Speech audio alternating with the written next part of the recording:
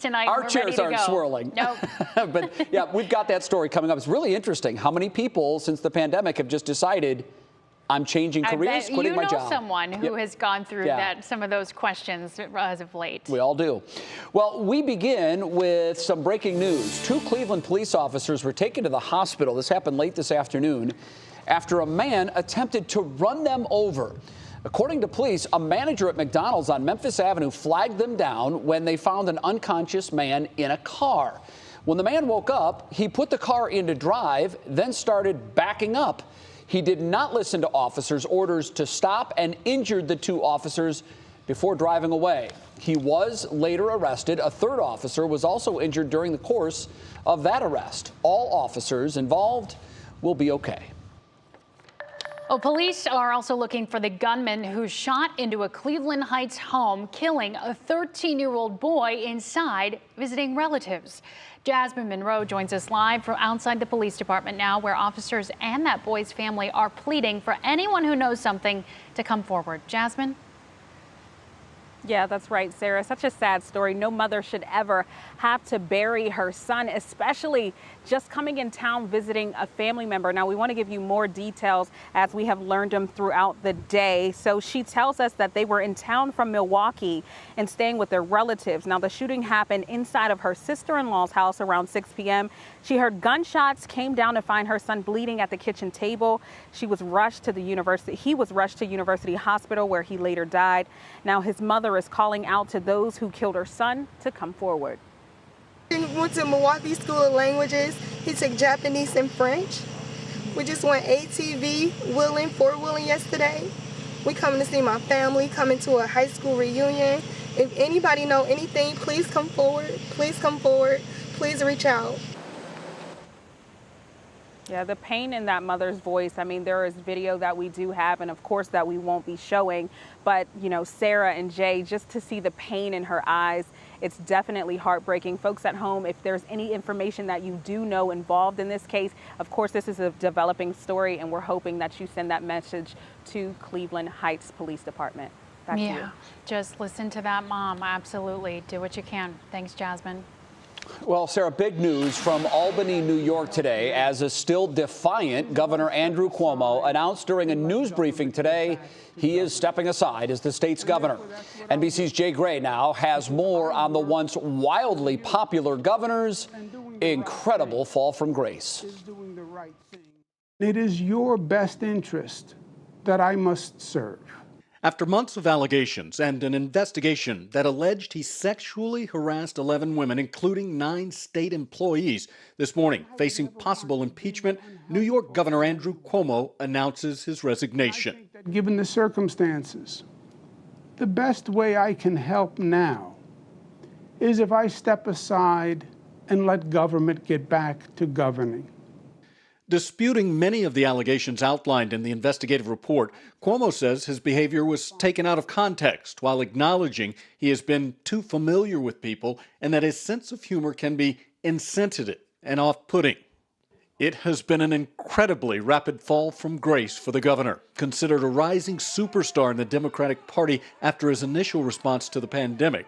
With allegations coming to light, Cuomo lost significant support not only inside the State House, but within the national party.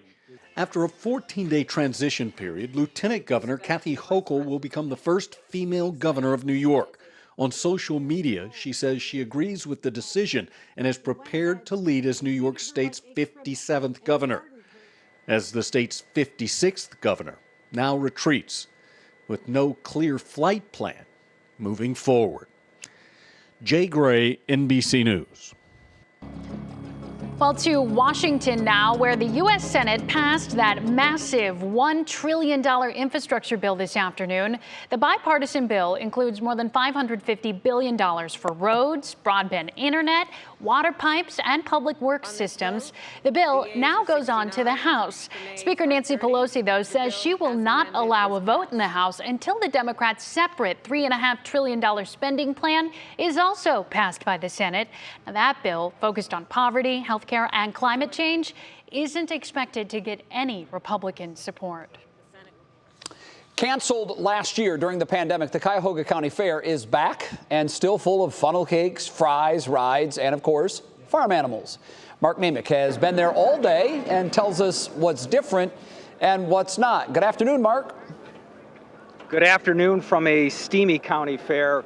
There are indeed fewer exhibits here and fewer big acts inside the track or the grandstands, including, are you ready for this, Jay? No Demolition Derby, always a fan favorite.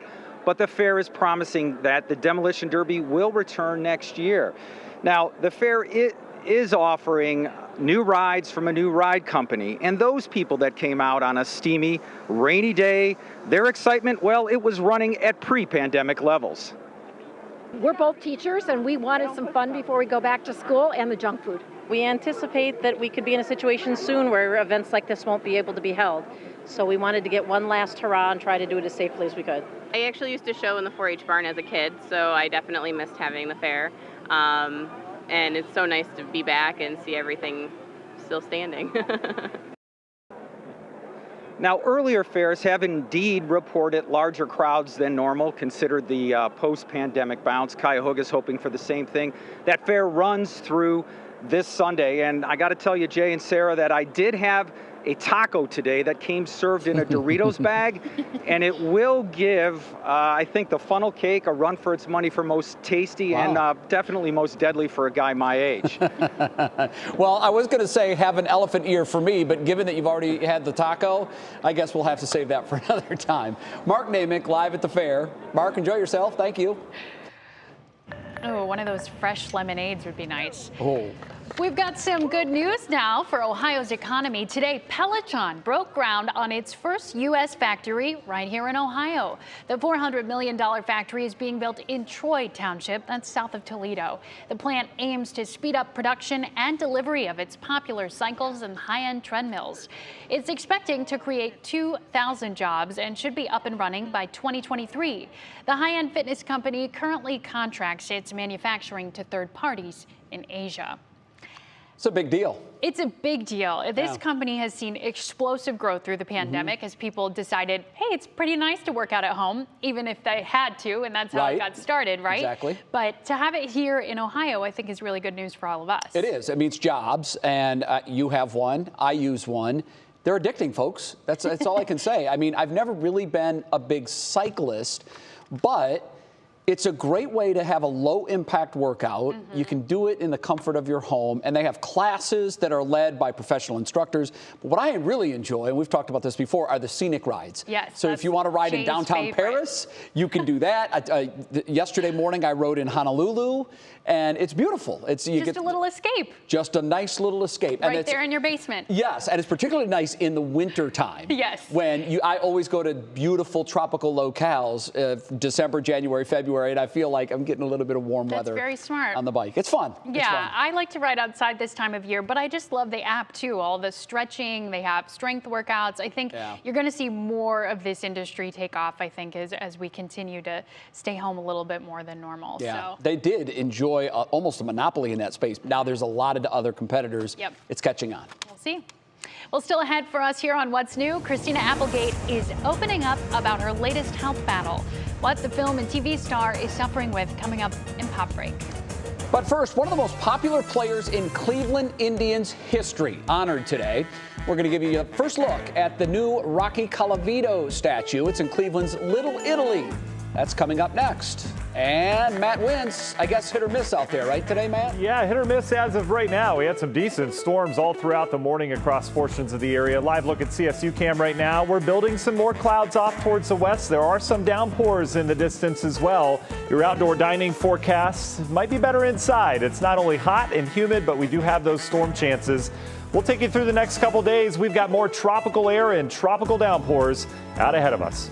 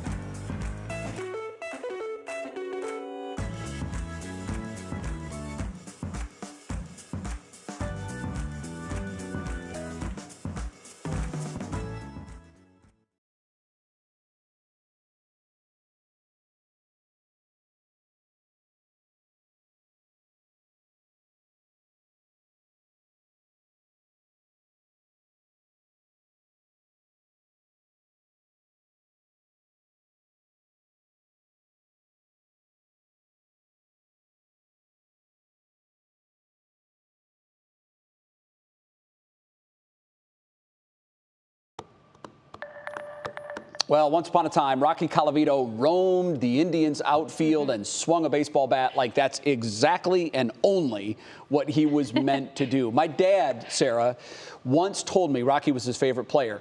He was trying to explain how popular he was to me, and he said, picture Elvis in an Indians uniform. He was that beloved. And then we traded him. Oh, man, I hate the turn.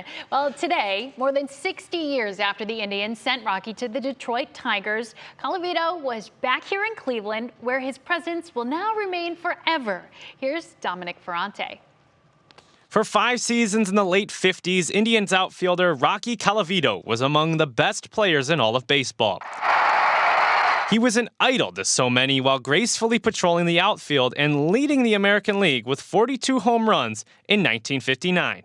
Cleveland had one of the game's best young talent, and then they traded him, the worst trade in team history. And I played for 6 different teams, so I have an idea. I really shouldn't have. He shaped who we were, especially us little guys on the ball diamond in Little League. Of course, what better place to put the statue in the heart of Little Italy, where paisans and cannolis meet. Cheers! 3, 2, 1! Some can still remember hearing on the radio as Rocky played when they were kids. What I liked about him was when he would do the calisthenics with the bat before he would go up to bat and everything. Colavito is now 88 years old and says this statue is so much more than just clay to him. There's no words to describe how I'm feeling right now. The statue was designed and crafted by David Deming, who is also known for his work of Frank Robinson and Larry Doby. And I remember as a kid watching them take a ball off of the fence and throwing a strike to the catcher. Even though Rocky grew up in Bronx, New York, he will always forever have a place here in Little Italy, reminding those who pass by of his time here in Cleveland. In Little Italy, Dominic Ferrante, 3 News. Wow, I love that. I really do. I'll be at the feast later this week, and I can't wait to see the statue. And I know, my dad so loved Rocky Colavito. So many of his generation did. I mentioned he led the league in batting in 58, 59. He led the league in home runs. And then right before the season started in 60, they traded him. The next day, they traded his roommate, very popular Herb Score. The Cleveland Plain Dealer ran a poll after he was traded. 90% of the respondents said they hated the trade. It really elicited a lot of emotion. It feels like we're trying to get some good karma back, with some good energy. We're turning the tables back by honoring him today. And I just love that he was able to be there. Yeah. And the speech he gave, we've got it up on our YouTube page. It's tremendous. It's tremendous. I mean, I feel like so often we see these kind of statues go up when the folk they're honoring are long gone. Right, yeah. It is so special that he could be there to see the love and feel it in Little Italy today. And I love where you're going with the reversing the karma, because all Cleveland sports fans are probably familiar with Terry Pluto's tremendous book, The Curse of Rocky Colavito. Terry writes in his book all of the terrible things that have happened to not just the Indians, but Cleveland sports teams since they traded Rocky Colavito. Who knows? Hey. Maybe the statue will reverse the curse. I like your thinking. Right the wrong, Yes, I like your thinking there. All right, Let's very hope good. so. Well, it was certainly a steamy day out there for the folks that came out for the unveiling or whatever you might have had planned. Matt, it's more of that to come, huh? Yeah, more of that to come for sure. We had some decent rumbles across the area, not just last night, but this morning. Some rough sleeping weather, especially the closer you were to Lake Erie, because we had quite a bit of lightning with those storms, and that will continue to be the case as we remain just locked in to this tropical atmosphere. So in Jay, terms of radar right now, we're not dealing with They did, yeah. About Speaking 4 of or 5 this sleeping morning. weather. 4 or 5 this morning, one of our Goldens jumps in bed with us. It was from the thunder. From the thunder, right. It was loud. Right. Did I give you the weather word? No, I just was talking your ear off. I'm That's sorry. okay. I had so much information just popping through the head. Dude. That's okay. You're a focused guy. We're going to go with superhero today because Rocky Colavito, to many in that era, was really looked at as a superhero. He really was. Not random at all. You're absolutely right. My dad was a big fan as well. Temperatures right now, look at the difference. We had the rain-cooled air off towards the east today. We're in the 70s. You get off towards the west, we're talking mid and upper 80s. But the dew points, you guys, if you head outside, this is the most humid day of the year so far. And this is about as thick as the humidity ever gets around here. We've got dew points, especially off the western half of our area, up in the upper 70s. I remember my wife and I took a trip to Florida. We went to a place called Cedar Key, and the dew point was 80 degrees, which is the highest I've ever experienced. It was literally dripping sweat. We are close to that. So you marry those two numbers together. Look at the feels like temperatures right now, up near 100. We've got heat advisories out towards Toledo. This is where the real hot stuff is. We're warming up, and thankfully we'll lose that daytime heating over the next couple hours in the eastern half of the area. We've got feels like readings up near the triple digits or above from western Ohio all the way down towards the south. There's a serious dome of heat here, but it's really not just the temperatures, it's that humidity that continues to lay on thick. And in that humid air, you continue to fire up these storms as we've continued to do over the last 24 hours. Pretty decent storm. It's small, but it's heading through areas of southern Stark County. We've had some lightning and gusty winds with that. Little downpour getting ready to head into Amherst here. These aren't lasting a whole lot longer. They're kind of pulse up and pulse down. Island's getting some rain as well, but we're going to keep our eyes way off towards the west as we've got another explosive area of storms developing out towards the west. Last 24 hours looks like this. Wave of energy went through. That's what triggered all the storms this morning and last night. Out towards our west, that's where the activity continues to increase with our next wave. You can see as we kind of look at the bigger picture, there's a wave here, wave here. That's what all you need to ignite those showers and thunderstorms, and this is the one we'll be watching throughout the evening. Pretty prolific area of storms coming out of areas of Iowa. Severe thunderstorm warnings with that. This is the atmospheric energy. It is off the charts in areas of Illinois and Indiana, so that will be fuel perhaps for those storms to work east as we go throughout the evening. Look ahead with your National Design Mart forecast. Models keep those waves of storms coming through northeast Ohio over the next 2 days. No rhyme or reason into when they come in. Again, we'll be watching that one to the west. I think that'll be our next weather player. But in terms of rainfall, if you've been waiting for the rain, this rain will be like a superhero to your lawn over the next couple days as we deal with. I was wondering how I was going to get that in as we're expected to get some pretty heavy rain out of some of these. Union Home Mortgage 7-day forecast up near 90 the next 2 days. Friday is when we bring that front through. Good chance of rain on Friday. Saturday, Sunday looking great, you guys. Lower humidity, 70s, just beautiful this weekend. And it looks to stay that way through the beginning of next week. The superhero ninja kick, too. Oh, that was tremendous. Got that in there. Yeah, Ooh, another one. Stretches. Thanks, Matt. Sure. After the break, MGK has added some new ink to his collection, but this one is all ahead of a new project in the works with another artist. We'll explain in Pop Break. Plus, ball girl boss, how a young woman sprang into action at a Dodgers game over the weekend. It's our Worth the Watch, and it's coming up.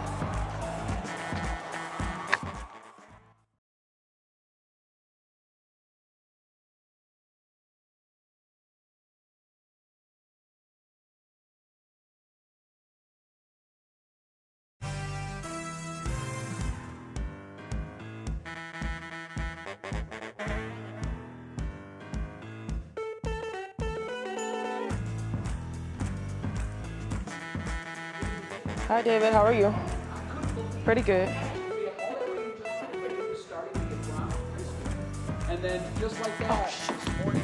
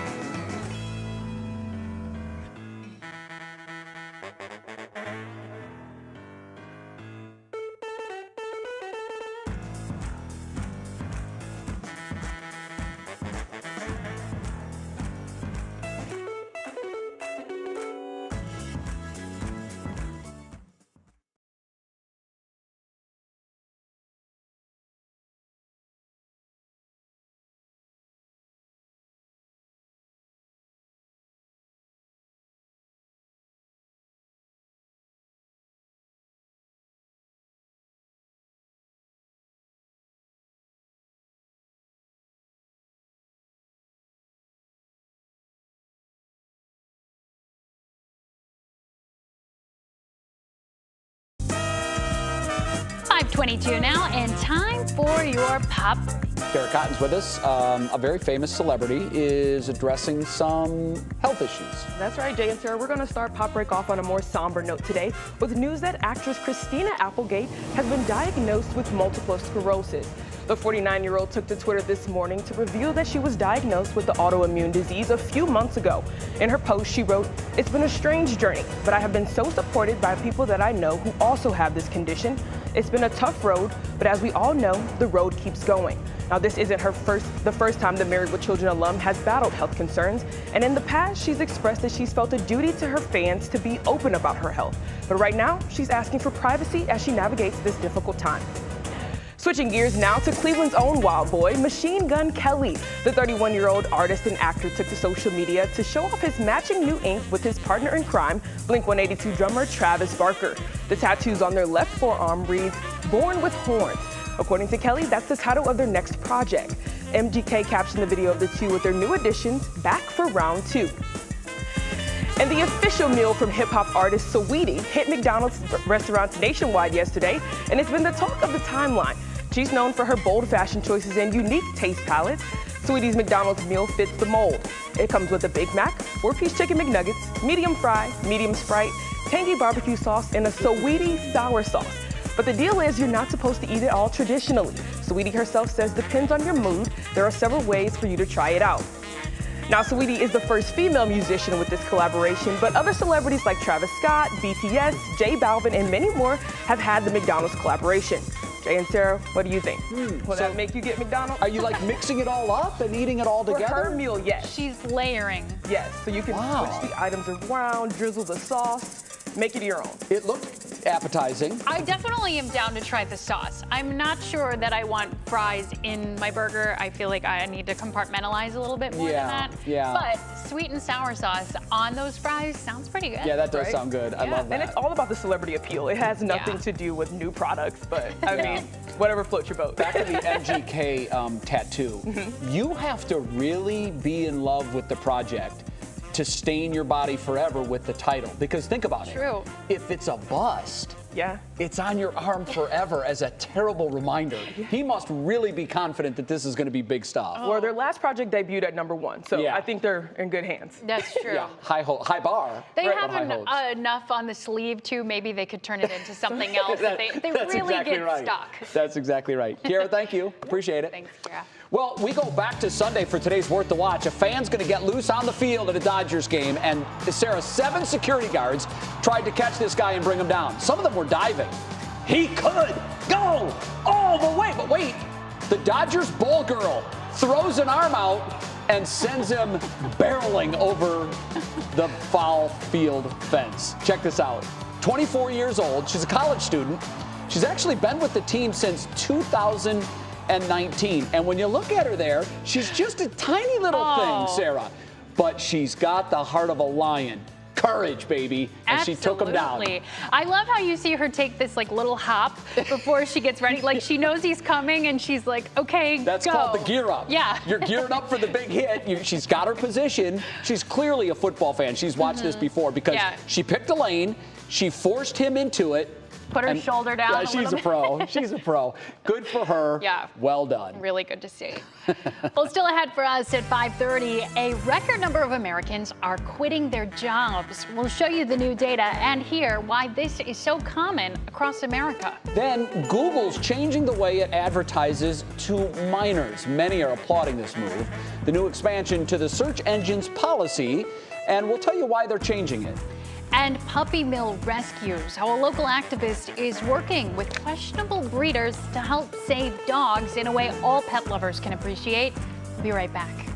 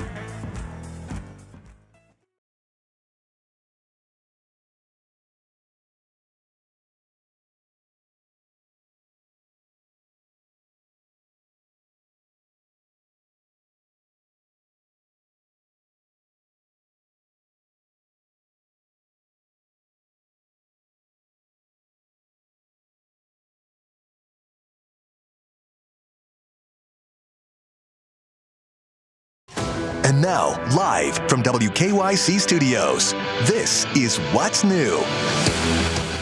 Well, let's get you caught up on 3 things you need to know at 5:30. First, New York Governor Andrew Cuomo resigned late this morning. His decision stems from an investigation from the state's attorney general that found Cuomo sexually harassed at least 11 women. Several Democrats, including President Biden, called on Cuomo to step down. He apologized today to the women he offended while claiming the allegations to be unfair and untrue. I take full responsibility for my actions.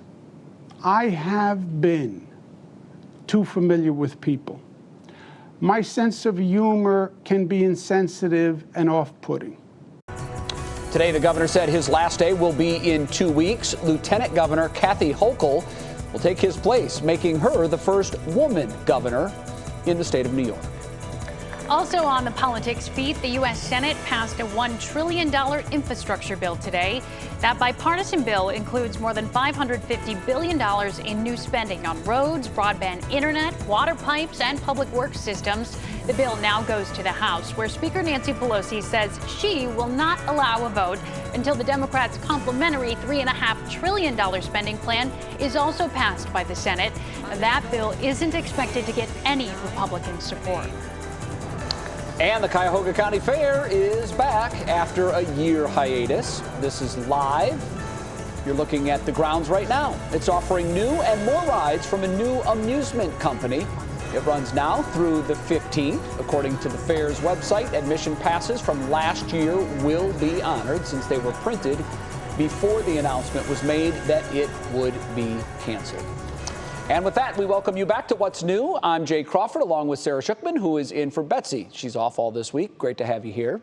Thank you. Good to be here. We're still hoping that Mark remembers to bring us back elephant ear and funnel cake. Yes, right? that would be great. I mean, Mark, I hope you remembered that you can't go to a fair without indulging because the smell. You have to try something. Yeah, you do. I know it's a guilty pleasure. Now to our top talker at 5:30. The pandemic has changed our perceptions on work-life balance. Workers are changing how they value hours, wages, safety, and security in the workplace. In fact, a new report from the Bureau of Labor Statistics shows just how many people left their jobs in 1 month alone. 164,000 people resigned in June, raising the national number to 942,000 folks up and leaving their jobs in total. That's crazy. That's almost a million people. Number. It's a lot. And of course, people still have bills to pay and they need to make a living. So what is the common thread here in what's being called the Great Resignation? Yeah, we spoke to an economist from Case Western Reserve University earlier today to get some perspective on all of this. There's more than one thing going on. There's a lot of openings, and that makes workers, feel more. It's easier for them to quit. The pandemic created some shaking up in our brains and in the way we view ourselves, and then also workers have been feeling more empowered and not compelled to just take any old job any longer. A new report out by personal finance site Magnify Money also found around 1 in 3 workers are considering leaving their jobs right now, with roughly 60% rethinking their career altogether. Those are results from 1,000 adults surveyed last month across the United States. The Great Resignation, as it is being called, isn't going anywhere. The economist that we spoke to, Sarah, says that he expects this trend will continue at least another year or 2 into the future. Options.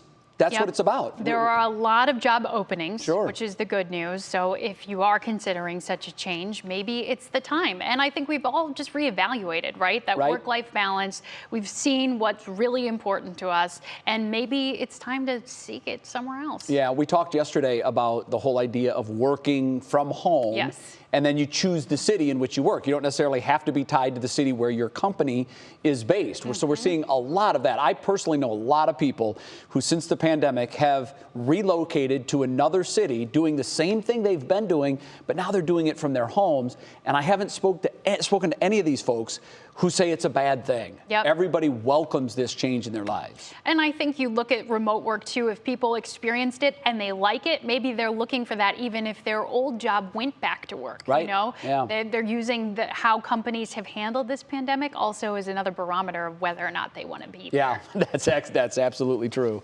Well, it is also Tech Tuesday here on What's New, and you need to watch for some changes coming to Google. These are meant to keep you and your kids safer online. The search giant's going to start restricting targeted ads to users under the age of 18. Google's parent company, Alphabet, will block the ads all based on age, gender, or interests of minors. The location history feature is also going to be turned off. Now, that tracks location data across the world. I can't think of anything negative about this. We've talked about this several times on the program. The one thing that I've always been mystified about is that we have to opt out of certain things with our privacy. I think it should be the other way around. If they want to track us, we should have to opt into that. And the default should be they can't know where we are and what other sites that we've been going to, particularly for kids. Yes. If you have an iPhone, you're probably seeing a little bit more of that now with apps. It tells you, you know, do you accept sort of this tracking information? But I always come back to that idea, like if it's free, then you're the product, right? And that's what we're seeing with Google, Facebook, all of these companies. Yeah, and so many of them they're data mining. That's what they're doing. They're getting as much of the data as they can, selling it to advertisers. That's how they monetize. It's very valuable to see where you've been and what you're interested in. Okay, AMC Theaters will soon accept Bitcoin from customers for tickets and concessions online. The CEO of the company says it will have its systems in place to take the cryptocurrency as payment by the end of this year. It could also accept Apple Pay and Google Pay soon, too. Okay, I'm going to sound like a complete and total moron here. Don't know what in the world crypto... I've had people explain it to me. And, Sarah, I still don't understand it. Can you help me? Well, I can, but we need more time than we can allow right now. You're going to need a lot more with me. I mean, we have talked about blockchain and all of these technologies here in Cleveland, and it is a big deal. But at the same time, to me, this is just AMC trying to get attention. I think so, too. Because it worked. Who is like, you know what? I would go to the movies today if only I could pay in Bitcoin, you know? That's such a good point. I mean, if you are that invested in Bitcoin, you also have Apple Pay or your credit card in your pocket. So you can't explain it to me, if you can. Can you tell me, is this here to stay in your view? And will I have to learn Bitcoin? I think it's here to stay, but right now it's not regulated, which is one of the central principles of Bitcoin, is that it's not tied to the U.S. dollar, for example. Right? Or gold. No, there's no physical backing. I'm so confused by this. Yes, and that's what some people say makes it safer, because it is all stored in the blockchain. That's how it's sort of like you agree and I agree, and that we can't even get into that. But I'm sorry. Let's just say I think it's here to stay, but I will caveat that if the government gets involved with the regulation of Bitcoin, that is going to change things. That'll be a game changer. And other cryptocurrencies. Okay, if they do, then you're going to be my coach on Bitcoin. We'll get into You'll it talk a me through deeper. it. Okay, very good. Still ahead on What's New, she calls it dancing with the devil. We're going to tell you why one local animal activist is working with puppy mills. And then a man's guilty conscience caught up with him, how he repaid a hostess he treated poorly a month ago. Whoa, that's interesting. Matt, what's going on out there? Well, I'll tell you what, it is our weather in a jiffy time. If we had to explain the weather today in a jiff, I picked this one. Kind of emerging out of bed and you're in a tropical rainforest outside. That's what it feels like with the humidity out there. We'll talk about those numbers and how that may trigger some showers and thunderstorms around here in the forecast coming up next.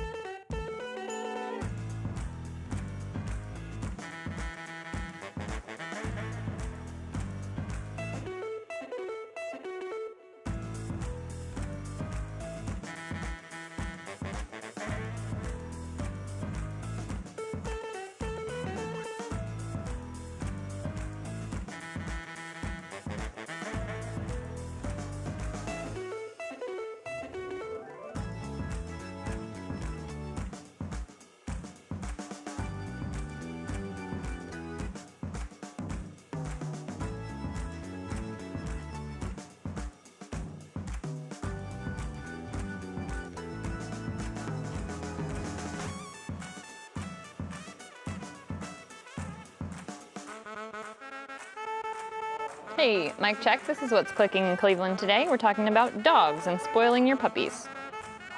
Great.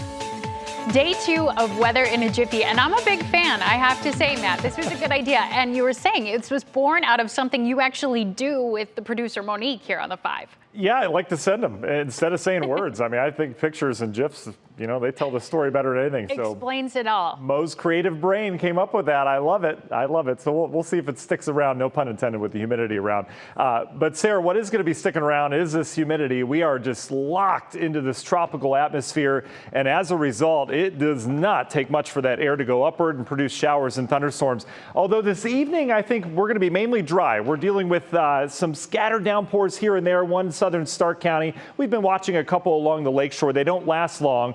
Tribe game, we've been in touch with them. I think we're good to go in terms of getting that first pitch started about 7:10, taking on the A's tonight. It's off towards the west that our eyes have to turn for overnight activity. I think tomorrow's going to play out a lot like today is, where we're going to watch a big area of showers and thunderstorms. Watching two waves right now, one heading north of us. It's this wave of energy heading through that humid atmosphere right now that's triggering storms. I think this gets going tonight, and then I think it travels across areas of Indiana, southern Michigan, and that may move in here tomorrow morning if it can sustain itself.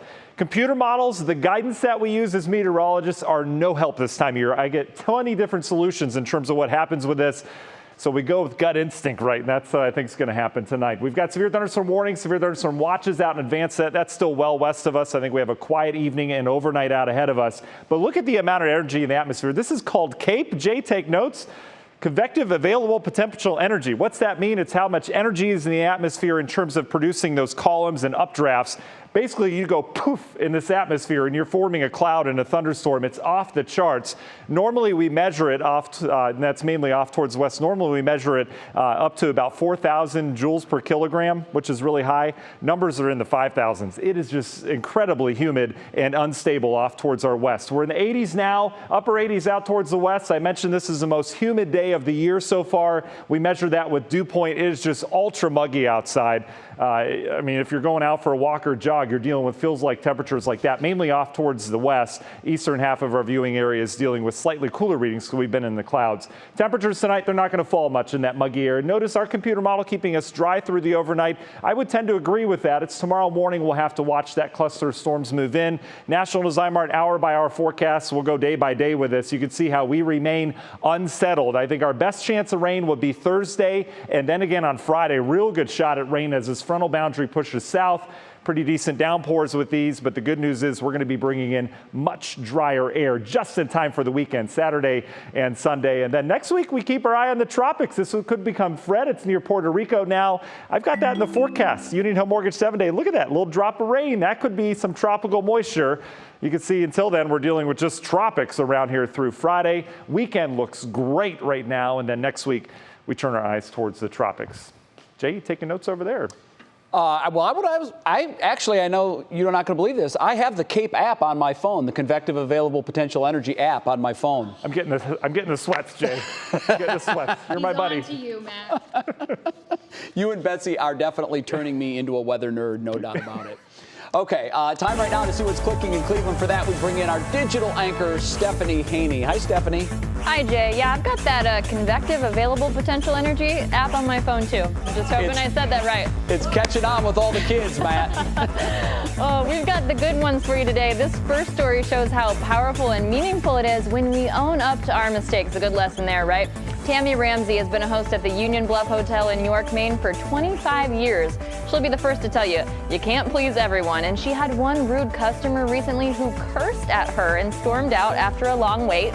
Well, that man felt bad and he wrote her an apology letter and included in it a $100 tip. Tammy said she got the goosebumps reading it and she gave him kudos for owning up to his bad day. Now, if only we all got $100 tips every when someone was rude to us, right? All right, I feel like this is more of an everyday thing, but today is National Spoil Your Dog Day. So over on our What's New Facebook page, all of you at home are showing off how you spoil your pups.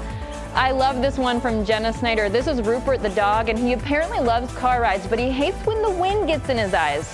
So they bought him goggles. Of course, doggles, if you will. Nice. Here's Nacho, a 14-year-old Jack Russell Chihuahua mix from Lauren Coba. He is over the stairs, so he gets carried up to bed and down for every day, every morning. Kim Schmidt posted this one of her parents' beagle, Jazzy. He gets his own VIP spot next to the fire when it's cold. And this one may take the cake. This is our producer Monique's pup, Mia. Now, Mia doesn't care for the water, but she loves being by her mama, so she got her this float so she can be in the pool with them. And of course, we cannot get out of here without showing you how we spoil our pups. This is Harry Winston. He gets his own space by the space heater. Very fancy over the holidays. And of course, if mom's dressing up, he gets to too. Now, Sarah, I know you spoil your pup. Oh, Basil is so spoiled. Pup cups everywhere we go. She had ice cream at Fairport Harbor on Sunday. Nice. So she's been spoiled there. And lots of cuddles. She loves to be right up next to you and to steal Isla's little chair. She's taking it over. Jay, what about your puppy? Well, you know, I have the golden girls, Layla and Maddie, and every year for their birthdays, we put these silly birthday hats on them, and we put these little, you see the cupcake there on the floor. She will stare at that until you give her permission to eat it. They're good girls. Wow. They're good girls. And then So you can say, well-behaved. okay, you can have it. And you can see the picture there of Layla crashed out in the bed. She loves to get in bed. And it's really hard for mom and dad to say no. You know, we're really lax as they're getting older. We let them pretty much do whatever they want, but they're cute. It's Winston's world, and I just live in it truly. He has his own spot in the bed. He gets the entire back seat in the car. There's not a day that's not spoil your dog day. It's the way it should be. Exactly. Yep. It's a special one. Thanks for sharing, Stephanie. All right, well, next tonight, a Northeast Ohio animal advocate is making sure all dogs find a loving home. Important on this day. We'll explain how she's working with puppy mills. Then, taking care of a loved one with Alzheimer's. It can be a very difficult time. We have details on a new program that's giving relief to caregivers.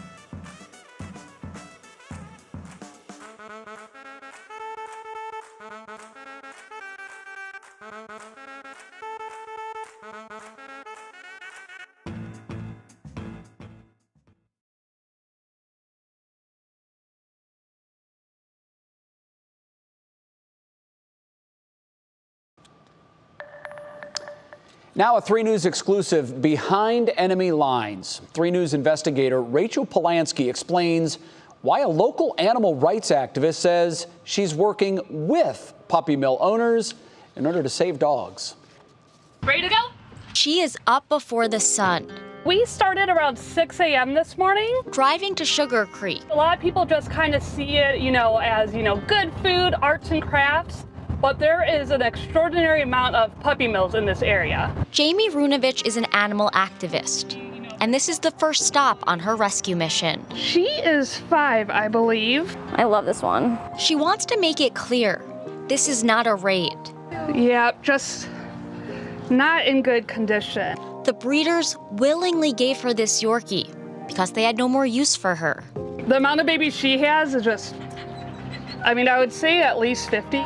And if they're selling them, $1,000, $2,000, this little girl made them a lot of money, and they took no care of her. Jamie's next stop is Millersburg, and it's the same story with this 2-year-old husky.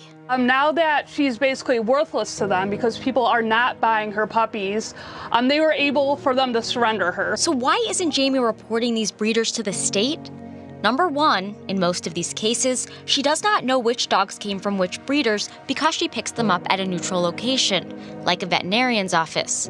And number two, she says, most breeders are not doing anything illegal. A lot of great laws passed in Ohio lately, but they're really not enforced. The big thing that happened is they switched it over to teachable moments. All they're required to do is say, hey, don't do that, do better next time, and leave. The Ohio Department of Agriculture disagrees, describing teachable moments very differently, telling me, quote, ODA strives to get licensees to bring themselves into compliance. Depending on the severity of the violation, the licensee is given time to remedy the issue. Then a reinspection is performed to determine if compliance was achieved, end quote. There's no repercussions. 3 News Investigates can confirm that the state has not shut down any operations since 2016, when it revoked a license from a high-volume dog breeder. And the ODA currently has 5 inspectors, which oversee 472 breeders. I want to save dogs. I hate puppy mills, but it's a dance with the devil. And so Jamie says she'll continue to do these rescue missions, and she'll continue to work with breeders, so she can rescue the most puppies.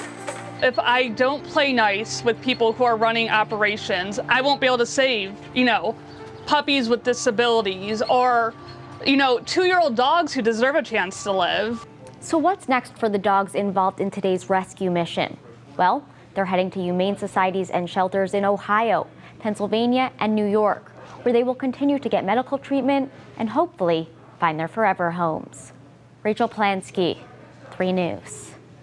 You see those dogs, you want to help, and you also want them to face consequences. But like she said, this is what one person can do to try to make a difference. Yeah, it's got to be very difficult for her because on one hand, she is helping people that are skirting the rules. On the other hand, this is the way I would look at it, and I'm sure this is the way Jamie looks at it. Every dog she saves is a dog worth saving that otherwise probably wouldn't be saved if someone like her wasn't doing what she's doing. So true. It's the dogs that benefit. Absolutely.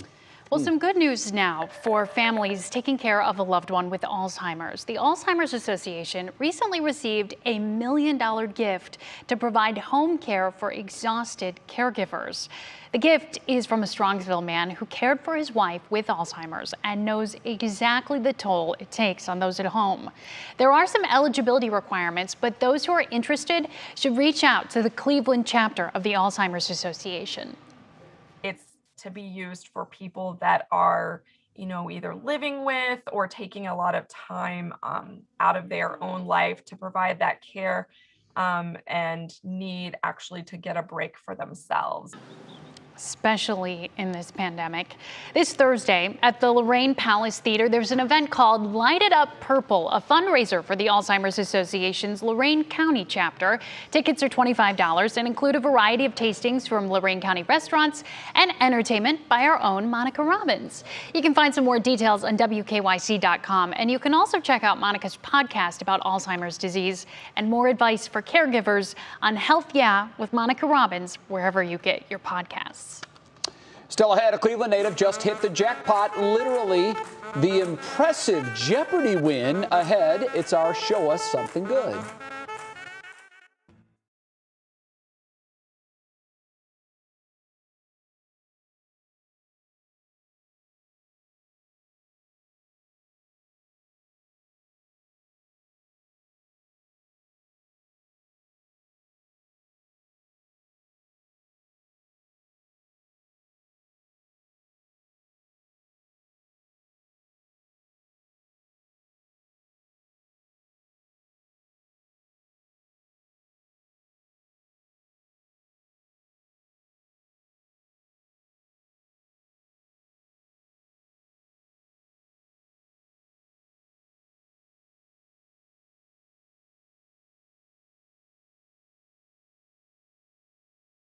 It was, yeah. Hey, mic check. Hey, mic check. 1, 2, 3. Mic check. Laura Kay says mic. Thanks for joining us tonight. Testing 1, 2, 3, 4. Who's in the seat tonight? Mr. David Reynolds, how are you? David Reynolds.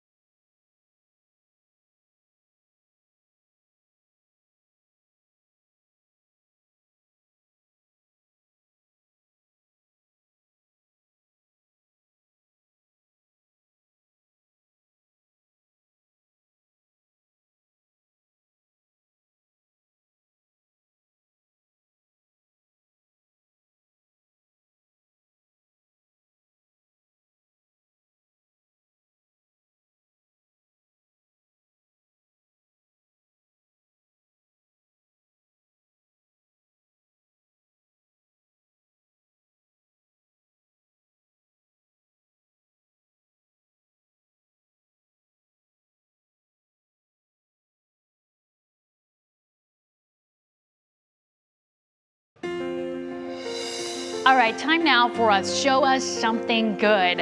A Cleveland native is now the 4th highest grossing player in Jeopardy history.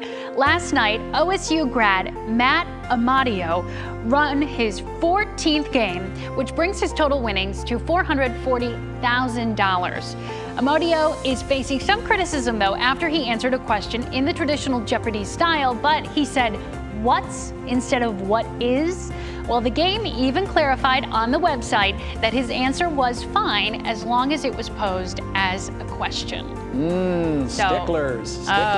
Matt with the contractions getting in trouble there. Well, good luck to him as he chases. It's Ken Jennings, I think, right? Yeah. All right, Good luck. We'll be watching. Hope you're watching again tomorrow at 5. We'll back and we'll see you then. What Matters Most with Russ and Laura starts right now. Now at 6, a governor resigns. The best way I can help now is if I step aside and let government get back to governing. And therefore, that's what I'll do. Amid scandal and a sexual harassment investigation, New York's embattled leader Andrew Cuomo steps down. Also, a mother's pain. I can't even think right now. I just know I came up here with my son.